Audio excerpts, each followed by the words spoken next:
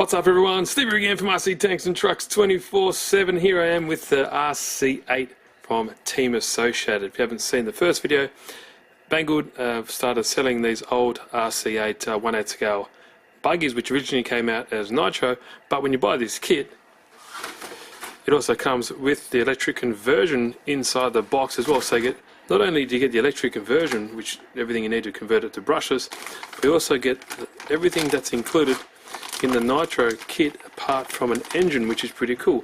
But anyway, let's keep this video a little bit shorter than the original one. As you saw in the first video, I got the running gear all up and running. The second step was this battery tray, which was not much to it. It's just about getting your ESC, running the wires through and using the included 3 Velcro battery straps, put it in there. You also got this little bridge here that you have to attach, so it wasn't very exciting. Now for the servo, I decided to use, yes, that's a Traxxas 2075X. That's from my UDR, Traxxas UDR. So I thought, you know what, saves me buying one, I'll just use this, and it fits perfectly, and I think it'll do a job for the meantime until it breaks. And if it breaks, I'll get something else, but it's metal geared, it's waterproof, it's all that kind of good stuff. It's probably quick enough for what I'm going to use it for. I'm not going to be racing it competitively. Now one thing I've noticed with Team Associated and a lot of the other good quality kits, just attention to detail. You have like a little aluminium spacer there as well, another aluminium countersunk, all in the same nice blue colour. Just, I don't know, it's just obviously for strength, durability, and it does also look pretty cool as well. So I've used 4 cap head stainless steel screws that I had lying around. I might upgrade all the other ones later, but until they break or something breaks, I'll leave them as it is. So that's where it was. Those other steps are pretty boring. I didn't want to, put you guys to sleep. It's just plastic battery tray. But I did have an SC8 RTR, and these are from the JLB Cheetahs, and they are, I think that's like a rebranded Hobby Wing. Not too sure, but it does run up to 4S LiPo 100 or 120 amps, I believe. But this is perfect for this. I've changed this Dean's plug. I'm not going to be using that, but it also does have the JLB motor here, and this is a 3670 3200 kV brushless motor, so I think this should be plenty enough for this guy. And no, it's not the best quality stuff, but I've had JLB Cheetahs and they scream. So, and I've never had any issues with the actual ESC and the motor. Some of the other parts of the car, maybe suspension components, drivetrain, but never the actual motor I've had issues with. So I'm fine with using this, and I think it'll be fine just to get up and running. Save me buying more parts or ordering new parts. I can use this. I might actually get the Max 8 system. There's a Max 8 combo on Banggood as well. I'll leave the link in the description for that as well. Hopefully just waiting for that to come into stock, and I might get that as well. So that'll be perfect for this guy. And also maybe if this servo craps out, I'll just get another one. I might get one of those cool JX servos that I've put in the actual UDR. So I've taken that out of the UDR and I've put that cool JX servo in that, which is awesome. That's much heavier though as well compared to this lighter kind of 1/8 scale buggy.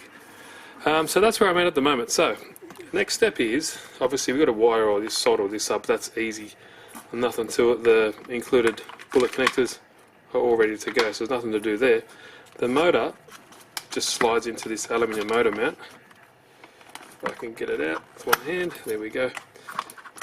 And you kind of pre-install the 2 screws at the end of the motor just there with the included washers. All this hardware is included, and it just slides into these holes there, so you kind of line everything up. I'm just doing it one-handed today. You line everything up and then you just slide it over and get your perfect gear mesh. Now in the kit it includes a 15 tooth and a 16 tooth pinion. It is metal obviously, so I'm going to be using the 16 tooth. You can always change to the 15 tooth later, because it also does include a larger spur gear as well, a 50 tooth plastic spur. Now somebody in the comments mentioned, why didn't I just leave this on, the metal one? Well, I just was following the instruction. It said you can't use this one. I'm not too sure why, because when I put the 2 mesh together, it does mesh really nicely, so it looks like it's the same pitch or whatever it is. I might end up using that later on. We'll see how it goes. I'll just leave this, I think it's a 46 tooth plastic spur gear on there, see how that goes with this 16 tooth pinion. So we'll see how that goes, but yeah, I'll leave it as it is.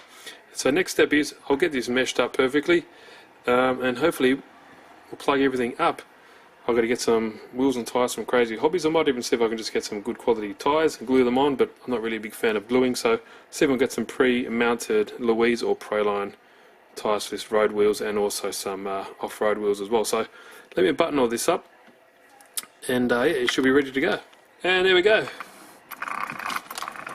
Nice motor mesh, not too tight, not too loose. So if you're new to this, basically you can get like a piece of paper and put it in between the pinion and the spur, squash the motor together, tighten it all up, and it should be theoretically a nice mesh. But if you get a bit more experience in the hobby, you realise that you can know just by feeling it, and also just by the noise it makes. So there we go, that's it.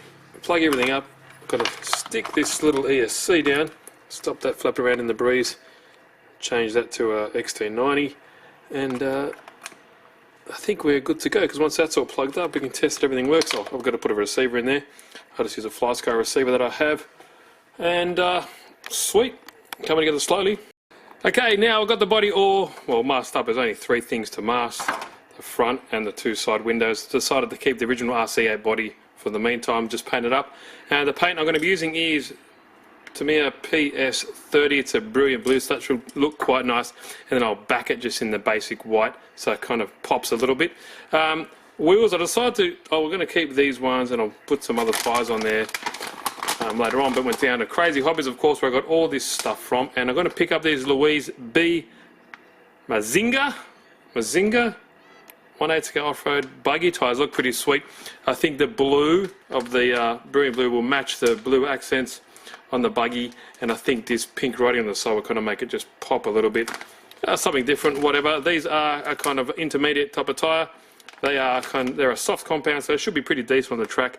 If I'm going to be competitive, I'll probably get some Pro lines, but for general tracking, these will do the job, you know, pretty well. Now, I'm going to paint this now. I'm not going to film it, but the main thing when you paint, you want to make sure you wash it with some soapy water, get that all nice and clean. Any residue from the factory, like oil, molds, molding, compound, anything like that, you want to make sure that's all washed off. Put your stickers on, obviously, and then when you do that, just give another wipe over again to make sure you haven't got any fingerprints that you can see, and water stains and all that kind of stuff. So I'll get that all prepped up. It should be pretty cool. I'm not going to do anything fantastic. I think the blue will look pretty cool, along with the white wheels and the pink accents, and all the blue accents as well on the body, and the, you know, some of the hardware parts should look pretty nice. So yeah, next time you see this, the body will be done, and we'll put the wheels on, and it should be a goer. And there we go there, all painted up. It's still got the protective plastic on the outside, so it should look pretty cool. There's backed all in the white there, and it looks very nice. Happy with it so far. I put the little nose piece on there to get a just understanding of the colour. That looks pretty cool. Look much better in person, outside in the light. So when this dries, I'll put it on the body, and we'll see how it looks, because that will look pretty cool. I'll leave it in suspense. I'll get it all, stick it up, and well, it's cleaned up, and then we're going to see how it looks. Okay guys, now there it is. I've got some stickers on there, and I believe in like a simple is more approach. I didn't want to go too crazy. I might put a little bit more on there, but I'm pretty happy with how that turned out. As you can see, there's the blue. It's really nice. It's not like a bright blue, but it's not dull at all. It's kind of just an in-between, but I think it turned out really cool. I'm pretty happy with it.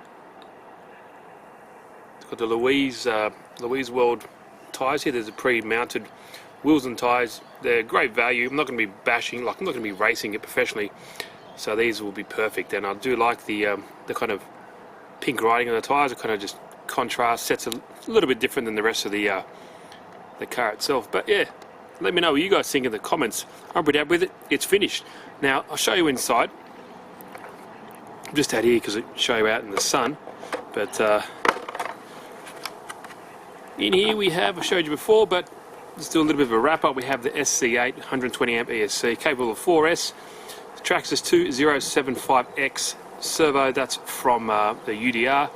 Also got a 3200 kV brushless motor. That's a 36mm by 70mm long. So we'll see how that performs. I just had that lying around, so that'll do for the meantime. But overall, I'm pretty pumped. My first Team Associated buggy, and from what I've seen, they are awesome. So appreciate all the comments in the or down below, and let me know what you guys think. Please, any tips or hints or tips for these cars, let me know down below as well, because I would like to learn as much as I can and just take it out on the track. And that is where you'll see this guy next.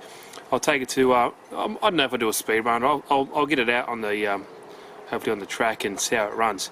Well, that's another thing I've got to do, convert that over to XC90s. But there we go. Hope you enjoyed it, guys. Part 2, part 3, I will get it up and running, and yeah, hopefully I don't break something.